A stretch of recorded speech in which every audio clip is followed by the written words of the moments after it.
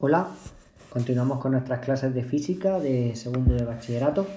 Estamos con el bloque 3, ondas y óptica. En concreto estamos con el tema 2, donde estamos analizando la luz y todos los fenómenos asociados con la luz.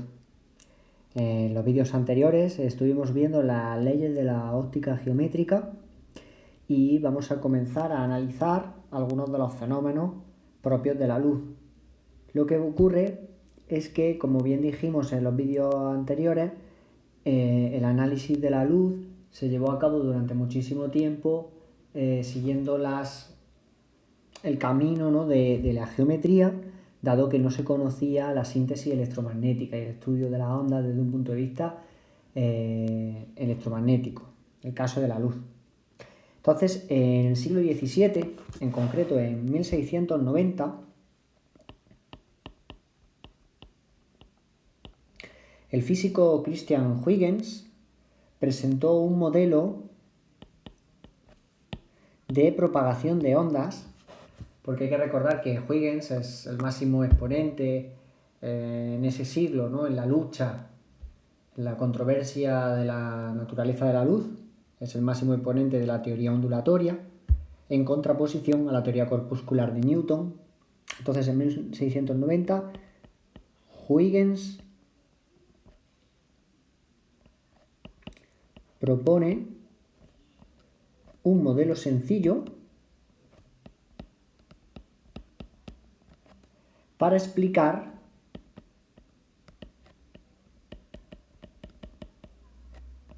la propagación de la luz siguiendo un enfoque ondulatorio. En las leyes de la óptica geométrica no es necesario pensar en la naturaleza de la luz, nos da exactamente igual, tanto si es una onda como si es un corpúsculo, y Huygens mezcla, digamos que aprovecha algunos aspectos de la geometría, aunque en el trasfondo observa la luz como una onda. ¿Vale? Porque el principio, o sea, la idea en la que se basa, es que la luz se propaga en frentes de onda. La luz se propaga en frentes de onda. Recordemos brevemente qué entendemos por un frente de onda. Pues el frente de onda es el lugar geométrico de todos los puntos que en un mismo instante se encuentran en idéntico estado de vibración o perturbación en un medio cuando la onda se está propagando.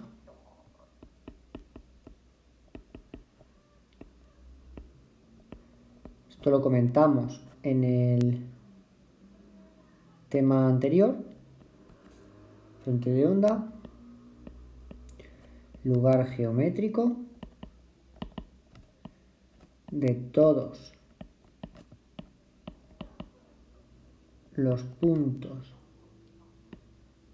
del medio que en un instante dado se encuentran en idéntico estado de vibración o perturbación. Pensemos por un momento en la perturbación que se origina cuando se lanza una piedra sobre un estanque. Entonces se originan circunferencias concéntricas, que son las ondas que se van propagando en el estanque. Podemos ver esas circunferencias como esos frentes de onda, ¿vale? Es un ejemplo claro de un frente de onda. Bien, pues como vemos, hay que pensar en la luz como una onda, y entonces el principio de Huygens dice lo siguiente: que todo punto del medio al que alcanza la perturbación se comporta automáticamente como un foco o un nuevo foco emisor de ondas secundarias que se van a propagar en la misma dirección en la que venían la onda propagándose previamente, cuando alcanzó dicho punto. ¿De acuerdo? Es algo así como yo lanzo la piedra sobre el estanque, en el momento en el que la piedra toca el estanque, la superficie del agua, el agua de esa zona es perturbada. Y nosotros vemos que las ondas se empiezan a propagar. Y esa propagación va alcanzando puntos del agua, de la superficie del agua, que se convierten automáticamente en nuevos focos emisores de ondas, de esa misma onda. Y van poco a poco poblando todo el medio. Recordemos que cada punto del medio que es alcanzado por la perturbación empieza a oscilar y se comporta como un movimiento armónico simple. Entonces es lógico pensar que cada punto que oscila, en el fondo, está actuando como un nuevo foco emisor de ondas. ¿Vale? Vamos a copiar el principio de Huygens para que quede bien determinado.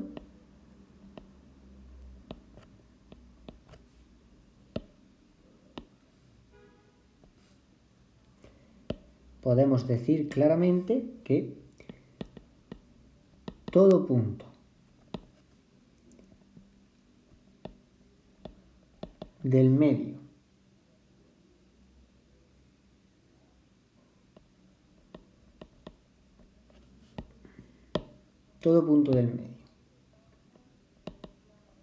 que es alcanzado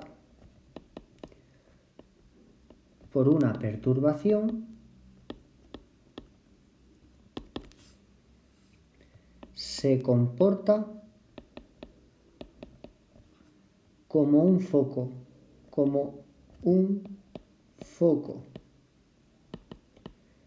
emisor de ondas secundarias. Decimos secundarias porque entendemos que las ondas primarias son las que alcanzan ese nuevo punto.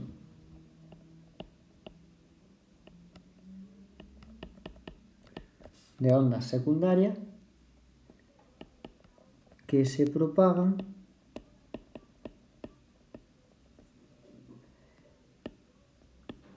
en la dirección de la perturbación.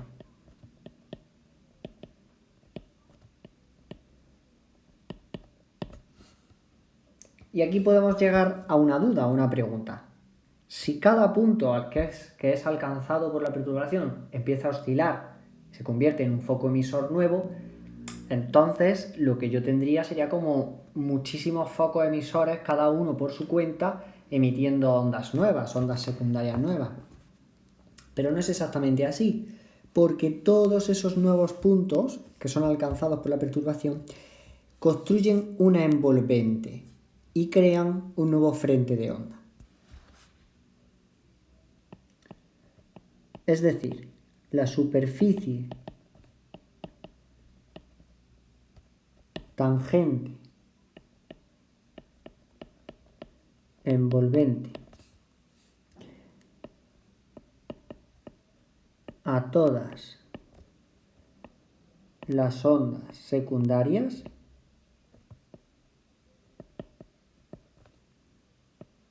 en un instante dado constituye el nuevo frente de ondas. Esto se ve muy bien con un dibujo y es más fácil verlo con un dibujo que casi redactarlo. Lo que pasa es que en selectividad en muchas ocasiones se pregunta por este principio de Huygens y algunos ejemplos o algún dibujo donde se pueda observar. Imaginemos un foco, vamos a ver algunos ejemplos. Imaginemos un foco en el agua, por ejemplo, para explicar la del estanque. Entonces se genera un frente de ondas, sabemos son circunferencias concéntricas al foco, ¿de acuerdo?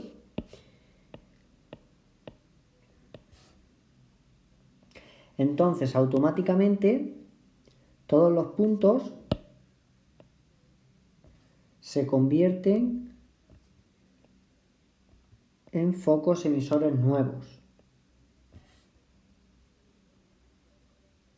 Hay que entender que esto es una de las ideas de la propagación de las ondas, es una de las premisas, digamos, que tiene Huygens, y es que suponiendo un medio homogéneo isótropo, que es el caso, digamos, típico, el que nosotros vamos a trabajar, pues el foco emisor puntual lo que hace es emitir ondas esféricas. Como estamos en un plano, en el plano de la pizarra, vamos a suponer que las ondas son superficiales, son circunferencias. Entonces, esos nuevos focos dibujados en azul, pues van a emitir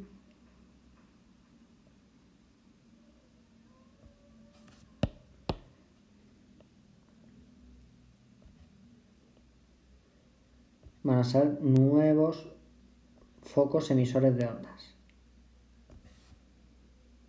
Evidentemente, cerraría la circunferencia hacia atrás. Y ahora la envolvente sería coger la superficie tangente a todas las ondas secundarias. De alguna forma podríamos pensar en algo así. Y se constituiría, este sería el primer frente de onda S, este sería el frente de onda S', y volveríamos a empezar. Es decir, volveríamos a alcanzar nuevos puntos que volverían a generar nuevos frentes de onda y así sucesivamente. Y de nuevo, pues la envolvente, que sería otra circunferencia, a ver cómo me sale esta, volvería a constituir el nuevo frente de onda S2'. ¿Lo vemos? En general, los frentes de onda en muchas circunstancias podemos considerarlos prácticamente planos, porque conforme te vas alejando del foco emisor inicial, pues prácticamente los frentes de onda, que al principio parecen curvos, acaban siendo planos. Pues hacer otro pequeño dibujo aquí como ejemplo.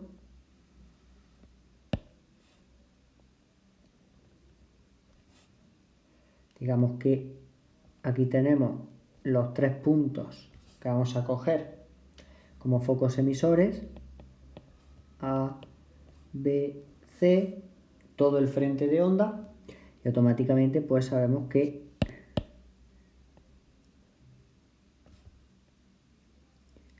así se constituirían como nuevos focos emisores, y la envolvente sería la tangente y ahí estaría el nuevo frente de onda. De nuevo constituirían nuevos focos emisores y así se iría propagando la onda, la luz o la onda en general, por el medio. Este principio de Huygens, que parece una tontería, en el fondo es un modelo muy sencillo y que podemos explicar con él multitud de cosas. Ya veremos en el futuro que podemos utilizar este mismo modelo de Huygens para los fenómenos de interferencia y difracción, ¿no? Que son quizás casos bastante complejos desde un punto de vista electromagnético. Si optáramos por una óptica electromagnética contundente, pero esta teoría, que aunque considera la luz una onda, todavía apuesta por un modelo geométrico, nos permite explicar fenómenos sencillos. En concreto, vamos a aprovechar el principio de Huygens para aplicarlo a las leyes de la reflexión y de la refracción. poner aquí ejemplos.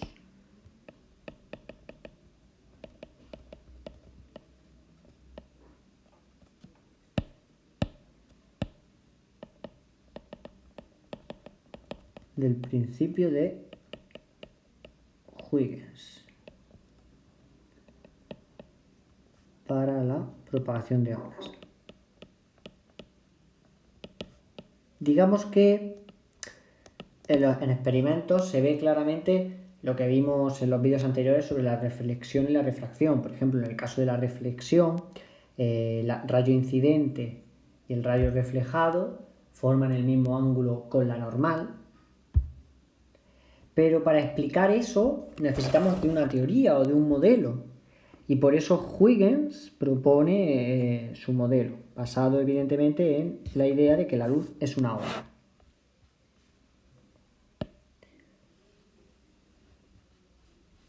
Entonces vamos a aplicar dicho modelo. Estamos en el punto, sería el punto 7.1. Principio de Huygens aplicado a la reflexión.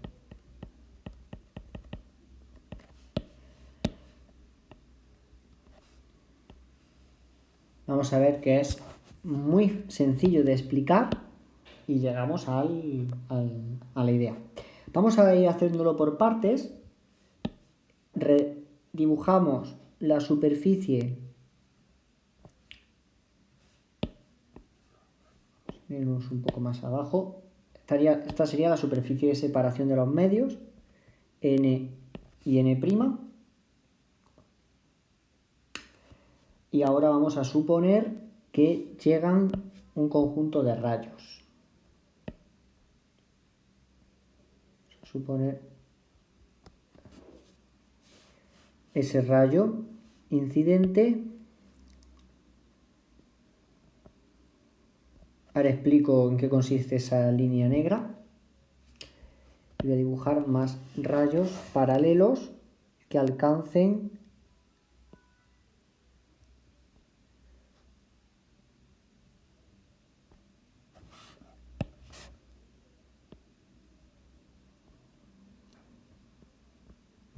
más o menos rayos paralelos entre sí.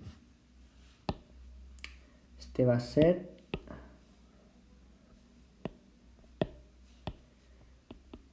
R1, R2 y R3.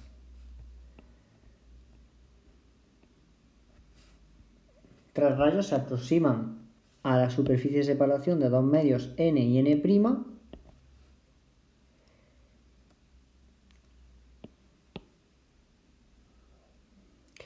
Y esta sería la situación inicial. Ahora vamos a repetir el dibujo para hacer el proceso 2 y ver qué sucede aplicando el principio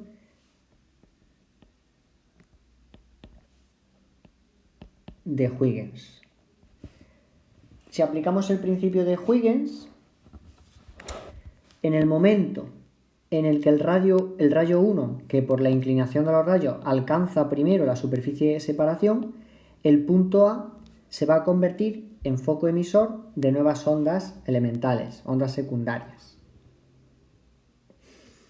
Y en el periodo de tiempo en el que el rayo 2 alcanza la superficie de separación, es decir, en este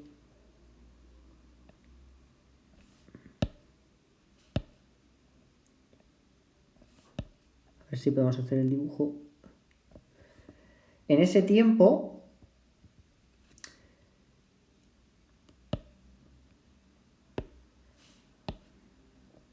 el punto A ya ha constituido un nuevo frente de onda, una nueva envolvente, digamos, ha emitido una onda secundaria. Este punto de aquí sería el punto A' debido al rayo 2 y lo mismo pasaría pasaría con el rayo 3. Vamos a repetir el proceso.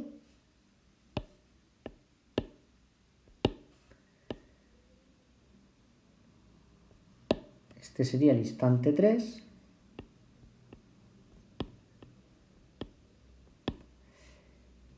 Mientras el rayo 3 alcanza la superficie de separación de los medios, el punto A y el punto A' se han convertido en focos emisores de nuevas ondas y entonces emiten ondas secundarias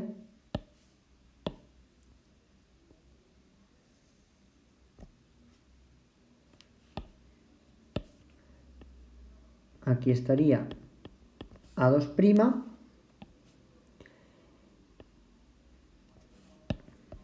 Evidentemente, el punto A, el frente de onda de la onda secundaria del punto A sería mucho más grande que en el instante 2. Entonces vamos a dibujar bastante más grande. El de A' sería un poco más pequeño y el de A2' pues acaba de llegar. Si cogemos la envolvente, que sería la tangente a estos tres frentes de onda, digamos este punto y más o menos quizás el A' lo hemos dibujado muy grande, hay que dibujarlo un poco más pequeño. Este punto y este punto, podemos trazar la tangente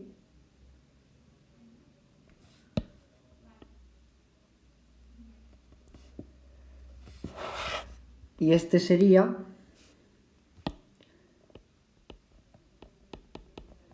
el nuevo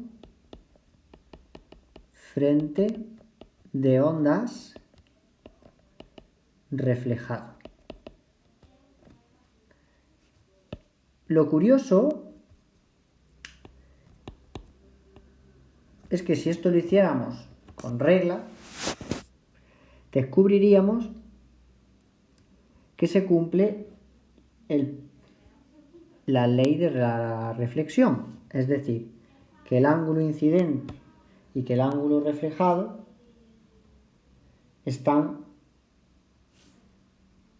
forman el mismo ángulo. Aquí en el dibujo es difícil de ver, pero os puedo asegurar que se cumple este hecho.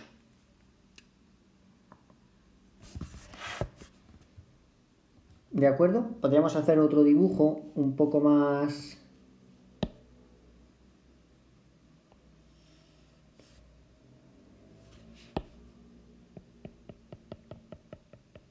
para comprobarlo. Digamos que esta podría ser la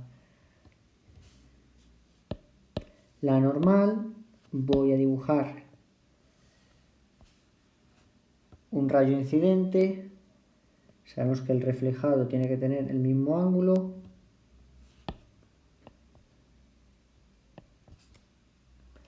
Y si dibujamos los frentes de onda, pues nos vamos a dar cuenta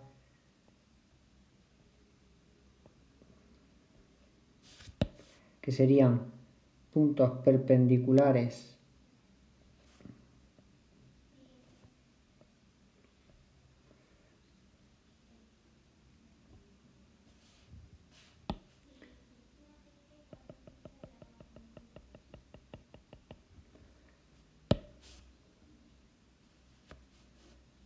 veríamos que el frente de onda reflejado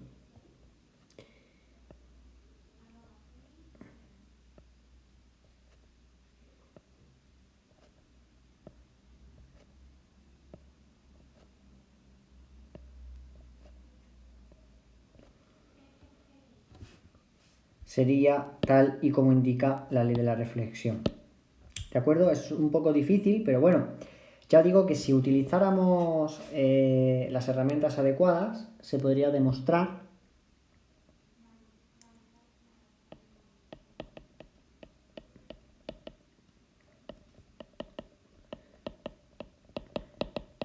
otro esquema ilustrativo de la ley de la reflexión. Ahora vamos a aplicar el principio de Huygens a la refracción. Mientras que en la reflexión, bueno, os he pedido un poco de fe, de creencia, porque evidentemente hace falta hacer el dibujo geométricamente bien para poder ver que el ángulo de incidencia y el ángulo reflejado son el mismo. En el caso de la refracción veremos que podemos demostrar la ley de Snell a partir del principio de Huygens. Vamos a imaginar, al igual que antes, dos rayos, en vez de tres en esta ocasión, un medio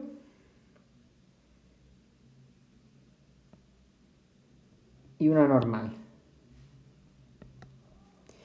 Vamos a suponer que el medio n y el medio n' y n' es mayor que n. Entonces, cuando se produzca la refracción, v' va a ser menor que v, es decir, la velocidad de la luz en el medio 2 va a ser más pequeña que en el medio 1. Vamos a colocar esto aquí arriba como suposición general y vamos a colocar unos rayos. El primer rayo va a venir en esta dirección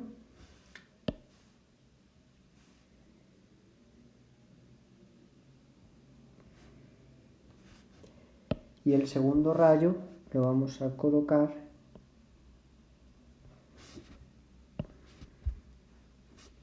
vamos a ver que voy a intentar hacer bien este dibujo que salga perpendicular.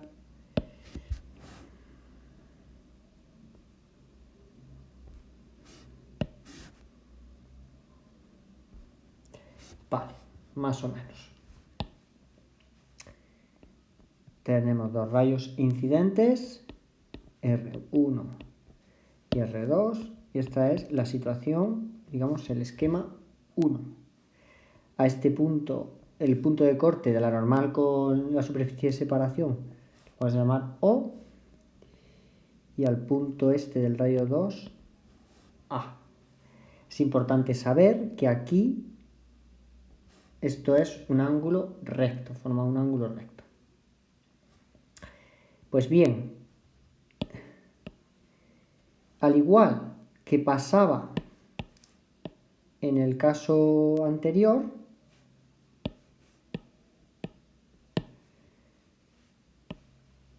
vamos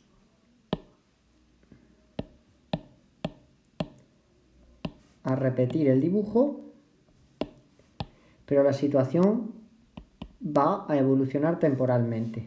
Es decir, que el rayo 1 ya ha alcanzado la superficie de separación y por lo tanto este punto, el punto O, se va a convertir en un foco emisor de ondas, según el principio de Huygens. Y mientras este foco emisor produce una onda que se propaga en el nuevo medio, el rayo 2 termina de alcanzar la superficie de separación. Vamos a hacer esto un poco más grande. Entonces tendríamos, por un lado,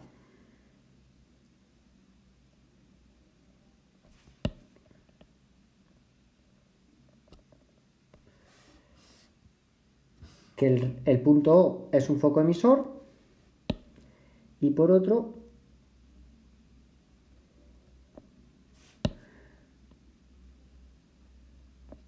el rayo termina de alcanzar. Vamos a hacer la superficie un poco más pequeña.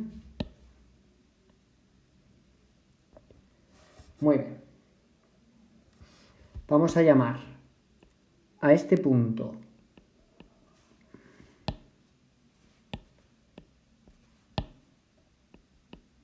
B, y es evidente que si esto de aquí es un ángulo recto, esto de aquí también es un ángulo recto. Y lo importante aquí es tener en cuenta que el rayo 2 ha recorrido un segmento AB, es decir, ha recorrido una distancia D,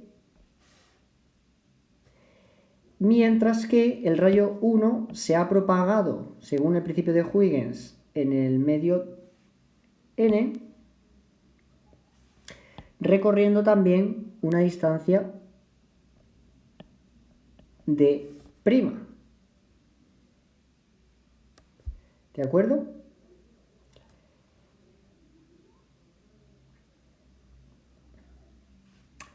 Entonces,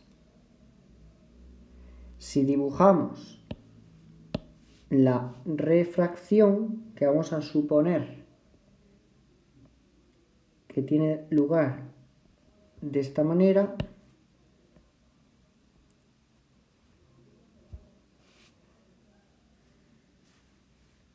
entonces se cumple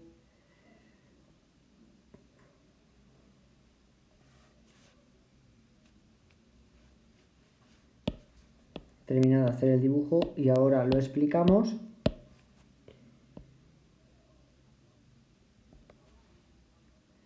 Aquí vemos la refracción de ambos rayos, 1 y R2. Fijaos que de nuevo, al igual que hemos aplicado en el caso de la reflexión, el punto B y el frente de onda que ya se había generado desde O, la tangente es la envolvente y podemos trazar la refracción de dichos rayos. Como es tangente a la circunferencia, este ángulo también es un ángulo recto y vamos a trazar los ángulos en otro color. Este sería el ángulo de incidencia y este sería el ángulo refractado. Vamos a hacer otro color. El ángulo refractado. Y es fácil ver que este ángulo de aquí también es el ángulo de incidencia porque son rectas perpendiculares. La recta del medio, la superficie de separación de los medios, es perpendicular a la normal y la recta esta negra es perpendicular al rayo 1, por lo tanto ambos ángulos son iguales. Y también podemos decir que este ángulo de aquí es R, por el mismo motivo.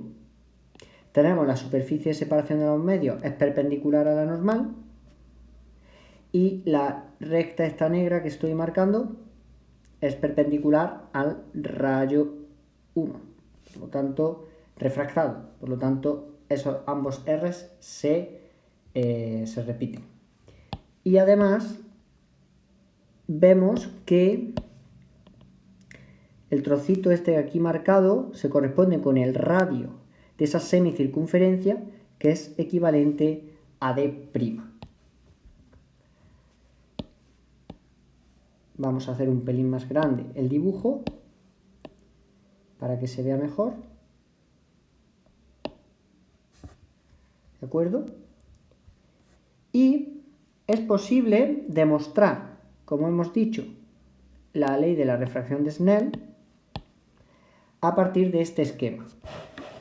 Fijaos, podemos suponer que la velocidad de la luz es constante en cada medio. En n va a una velocidad y en n' va a otra velocidad. Por lo tanto, podemos decir que el espacio, suponemos que la luz se mueve a v constante en cada medio. Entonces tendremos V y V' para n y n' respectivamente. Podemos decir que el espacio es igual a la velocidad por el tiempo por el mRU, ya que se propaga en línea recta, y el tiempo es igual al espacio partido por la velocidad. Entonces, para el caso del medio n, es evidente que el rayo, mientras que el rayo 2 recorre la distancia d, tarda un tiempo t en recorrer la distancia d a una velocidad v. Y en el medio n', mientras que el rayo 2 va desde a hasta b, el rayo 1 recorre la distancia d'.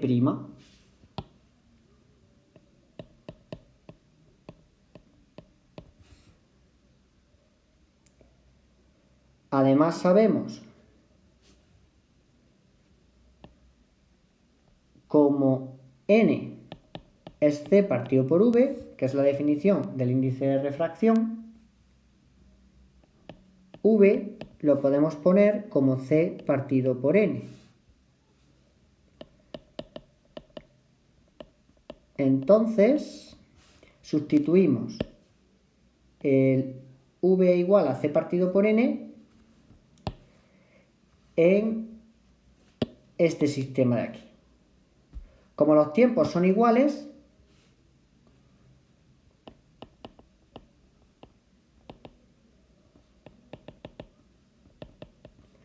en el mismo tiempo t, d partido por v tiene que ser igual a d' partido por v'. Si sustituimos v, como es 1 partido por v, es n partido por c, n partido por c, d tiene que ser igual a n' partido por c, d'. C se va con c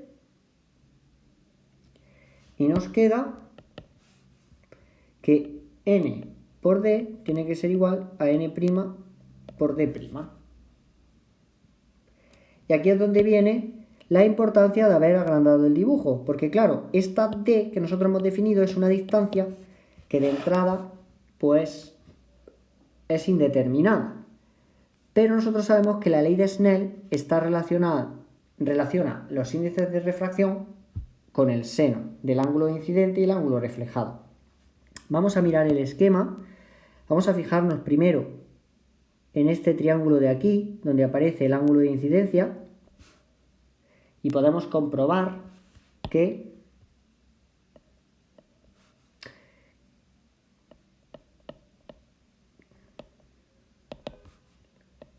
seno del ángulo de incidencia es d partido por hipotenusa, que es o por b, OB, el segmento OB.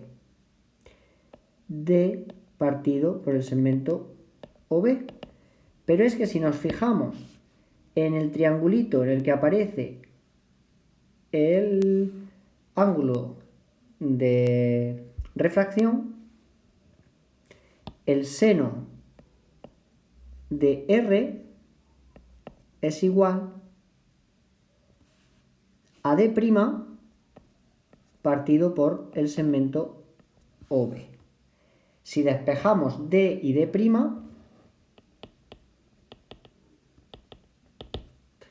nos queda que N segmento OB seno del ángulo de incidencia tiene que ser igual a N' por el segmento OB seno del ángulo de refracción. Evidentemente el segmento OB es el mismo en ambos casos y finalmente nos queda que N seno del ángulo de incidencia tiene que ser igual a N' seno del ángulo refractado.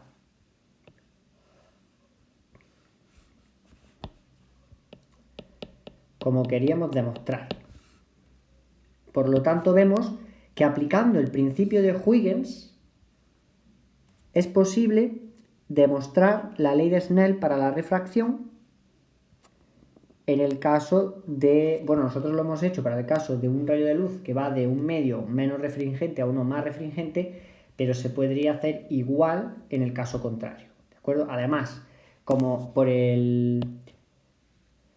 las leyes de la óptica geométrica sabemos que los rayos son reversibles, pues este mismo sistema visto del revés, R1 viniendo desde abajo y pasando, podemos hacer el mismo sistema.